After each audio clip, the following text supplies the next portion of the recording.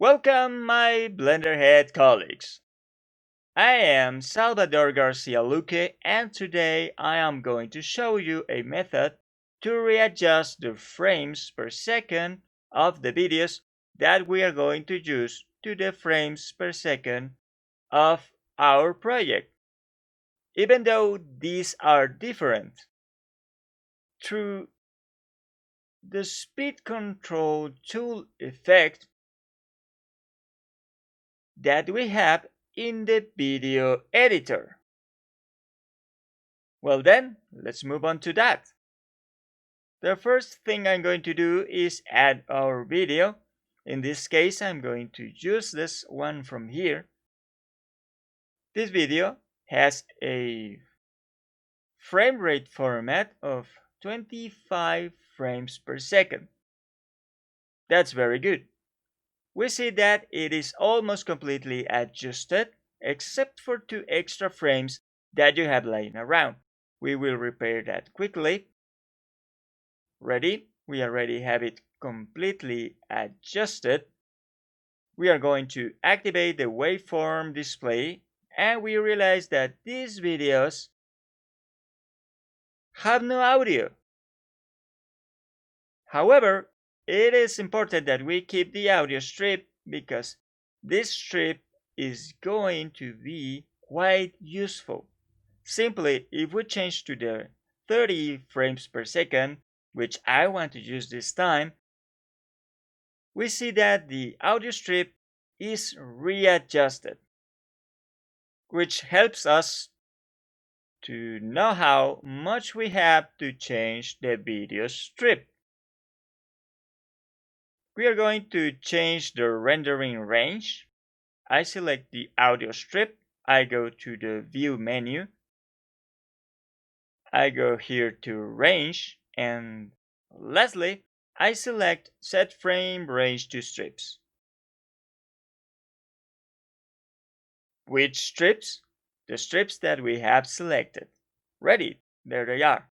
Now, I'm going to quickly add the proxy to this video to make it easier to work with. We are going to activate the strip proxy and timecode, and since we have it activated, we select directory. I'm going to copy the address where the proxy cache is located. I copy it with Ctrl D and paste it. And being already there, I activate the folder, select BL_proxy, I accept once, and I accept again. And in this way, we already have the proxy activated. It only remains to show it here, proxy size 25. Very good. Since we have the proxy ready, we can play our video. We will really see that it hasn't changed that much from its 25 frames per second. It goes slightly faster, but that's it. However, we need to adjust it to the correct length, since if we had audio here, it will be completely out of sync. And this is where the speed control comes in. We press Shift A. We go to Effect Strip, and there we select Speed Control. Or we can also go here to the header, add Effect Strip, and Speed Control. But it was deselected, so it shows us in gray. Now it's okay. There is it. Speed Control and ready. Here we have it. We now select the Speed Strip. We head here to Strip, and we are going to close this. We don't care about this at the moment. We are only interested in what we have here. These options here are the ones that will serve us the most. I'm going to stretch it a bit. The first thing we see is that we have activated this option here called stretch to input strip length, which will stretch the effect to the strip size, or what is giving us the information to where to stretch to. This is it. So we can just stretch this as much as we want. More easily, I had the cursor here. I enlarge this bar until the end. I select the end on the right side of the strip. I press Shift S or snapping, and voila! I have the video readjusted.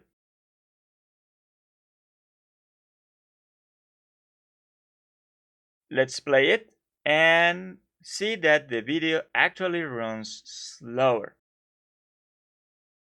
When we overstretch the video strip, we have this here, two different colors, which is perfect because that way we know how much of the original video is actually taken up here and how much has been stretched, how much has been added later.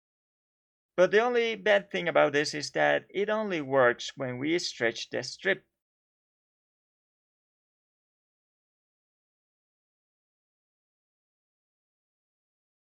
If we shrink it, we won't see how much we shrunk it, and that's a little problem with this. And of course, for this, well, it is very easy. We simply change the frames per second and we return those strips as far as the audio strip indicates. Let's continue with 30. Now we're going to see another method. Suppose we don't want to use this. We remove it very simply. Now appears use a speed and the speed factor, in addition to multiply speed. This means use the speed. What speed? The speed factor. And after we have this speed factor ready, then it will multiply that speed. At the moment, it has been reduced to 0. It should actually appear in 1, so that it in fact moves. Look, if we leave it at 0, it really only shows the first frame, so you have to give it some speed for the video to run. But since it no longer matters how we stretch this strip, it will stop where it normally should stop. But how are we going to stretch this to the correct format of our project then? Very well, we'll have to do a little calculation, very simple. We take out our calculator. Here it is. And we are going to do a simple division. We know that originally the video had 25 frames per second and we want it to fit 30. We divide it by 30 and see what it gives us. Says 0.833333. Alright, what we're going to do is select the speed control, and either in the speed factor or in the multiply speed, we can leave that number 0.8333. And now we're going to notice that the video goes further. But nevertheless,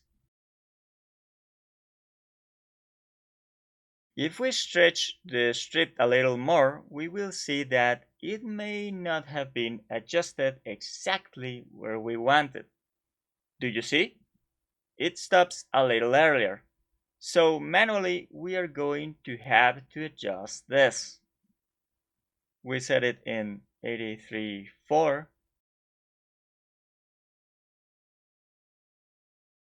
Maybe 83. 2. Okay, now it has reached a little further. 83.1. Maybe right in 83. It seems like, yep, right in 83 fits perfectly there. We can trim the video strip again. It doesn't really matter anymore because we have the speed control stretch option disabled. We did this because it is not always going to help us to have this option activated, especially if we make cuts, since where we cut the strip is where the stretch will be adjusted again.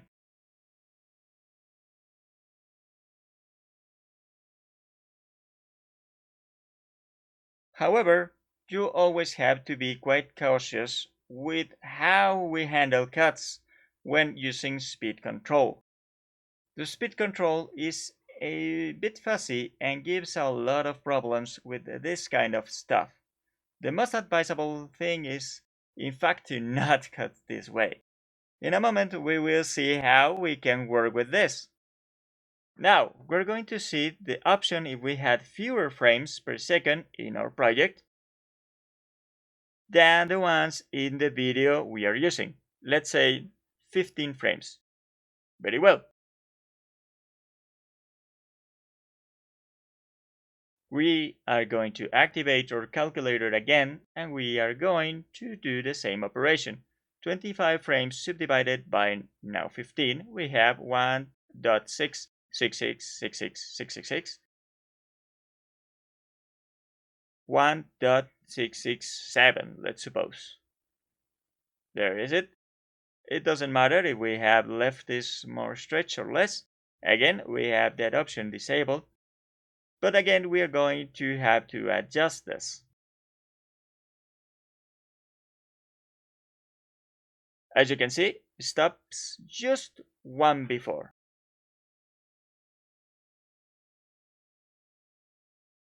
Let's see if I add 8. It did nothing. Very well.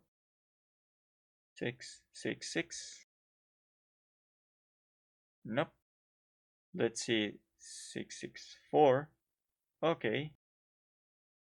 Let's try 6, 6, 4. It seems not working. Let's remove this.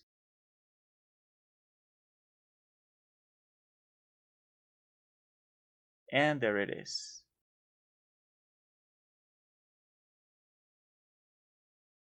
Very well. With that, it has been adjusted.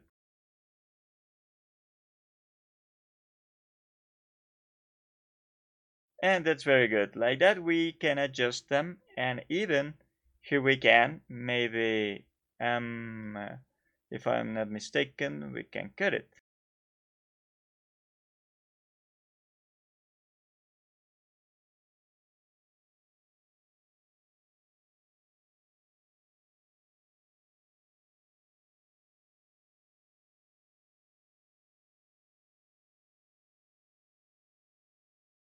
Let's see. I think I have cut it a little after. No, perfect. It was just what I wanted. And we see that the video apparently runs at the speed it was running with its normal frames per second.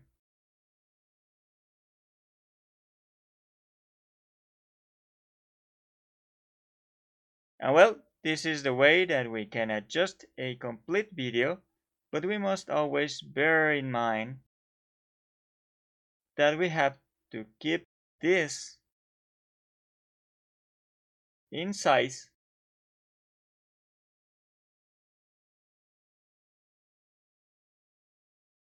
but we must always be careful to keep the video and audio strips in the same length. When it is a complete video, we have no major problem as long as we make the correct cuts, and again, if we don't use the stretch to input strip, these kinds of problems are quite minor.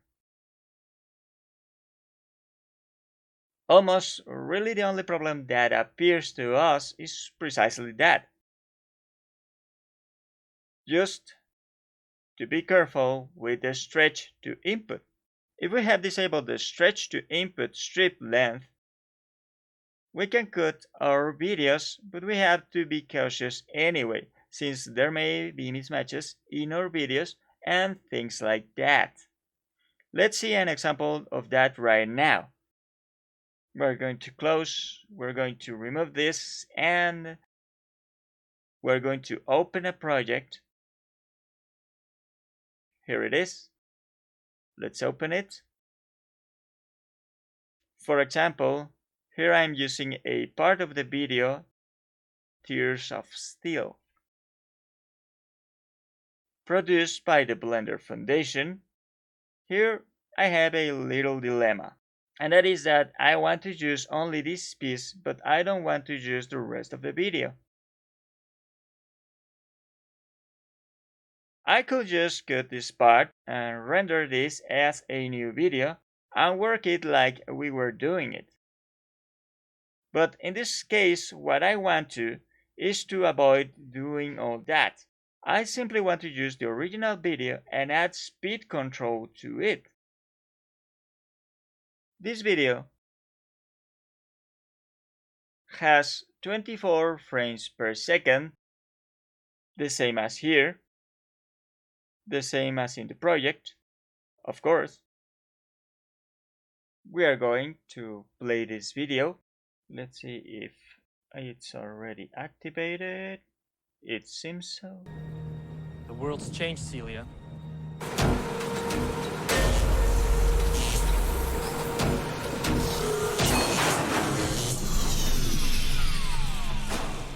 Well, that's the part that I want to use. We're going to activate the time range. There is it. I already had it prepared, more or less. This is the size that it will give us if we change it to 30.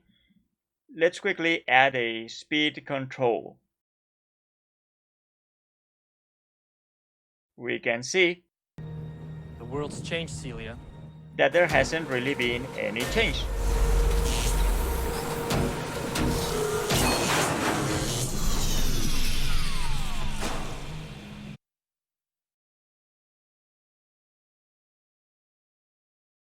The synchrony between the dialogues and the actors' lips is maintained.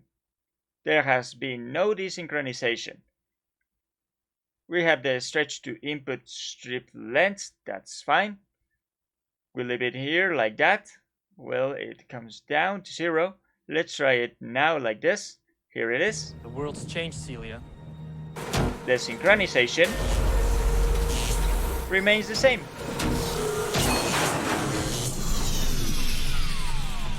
Perfect. Okay, I'm going to remove it. Let's duplicate this. Shift D, Y, ready. Shift D. We are going to hide this with the H key. And now I am going to try this. We are going to cut this part. I press the K key, delete this. I'm heading to this marker here, 12,750, which is the size of the clip I want to use. Cut again, and in theory, everything should keep working. Celia. And so it is. But what if you added the speed control now? It changed. Did you see? I hide it and show it, and we see that it changes. This is a problem, and this makes it clear to us that we can't use this as is. Do you see? So, well, cutting it doesn't do us any good. We are going to erase this, and we are going to duplicate these ones here. We are going to show them with the right button, lock and mute, or lock or mute, and unmute strips, which hide strips and unmutes, respectively. And we are going to unmute these two strips. What we should do is use our other favorite method to readjust videos. That is, we are going to use the offsets. We normally use this offset. Here we have to do it by trial and error. Well, we can actually do a subtraction of the total number of frames of the strips and the clip piece until the frame it reaches. But well, I'm going to do it manually, since it won't take me long. Here you have to be a little careful with that. Let's say here. No, more. There is it.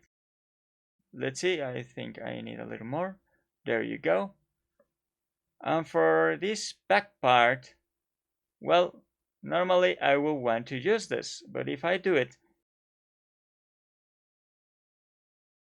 it cuts it along, but it comes back. I mean, it shrinks up to here as far as it is. So it really is very hard to control that. So for this one, we are going to use the strip offset, not the hold offset. So let's go do it. I'm going to do it manually too. Here it goes.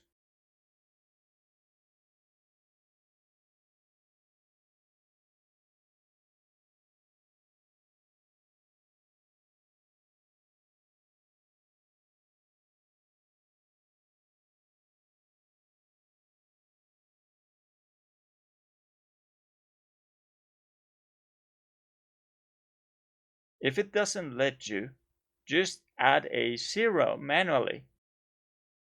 As you guys notice, it didn't want to make any more cuts until I added an extra 0 to it.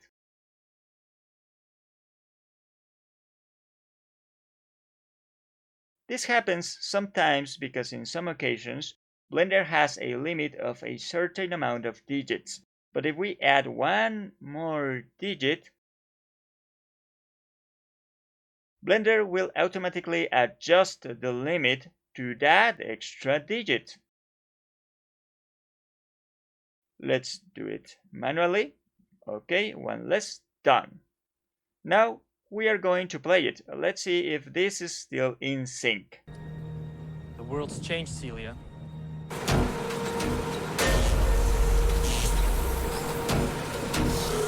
Well, it seems so. Now, well, let's do the cut with audio. And so it is. With the audio strip, we can in fact make a cut. With the audio strip, we don't have the same problem as we did with the video.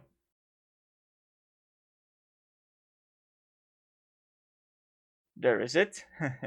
It registered a bit, the audio strip moved a bit, but it doesn't matter. Now, we're going to add the speed control and we're going to check that everything is really in sync. Well, there it is. Did you see it?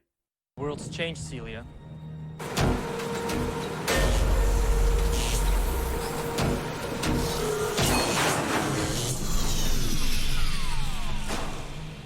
And as you can see, it's there. It has been perfectly synchronized. Now, what we need is to readjust the frames per second. Let's go to the end. Here, we stretch this. Let's see if it works this way. The world's changed, Celia. And no. What happened? Did it not work well? No. What happens is that this is one of what we cannot do with our stretch to input strip length option. We have to do that manually. Now, we go to 1, and again we are going to do our calculation.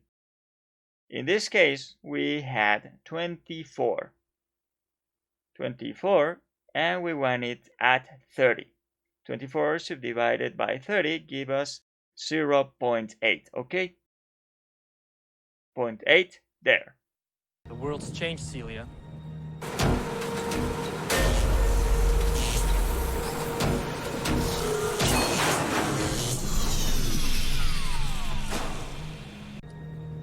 The world's changed, Celia. Very well. The synchronization has been perfectly done. Now we're going to do the same example with 15 frames. There. Now I am going to move it to the precise spot here, and we are going to repeat the operation as always, 24, which were the original frames per second of this video subdivided by 15, to which we want to change. It gives 1.6. Okay, we select our speed control and we set it to 1.6. There you go. We are going to check that it is adjusted perfectly. Perfect. It fits great. Very, very well. Let's stay here. All right. And check the synchronization. Celia.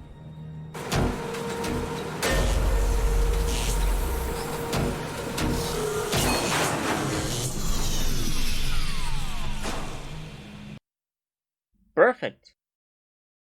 In this way, we finish with the video about synchronizing videos with a different frame rate in our video from the one we are using in the project through the speed control editing tool.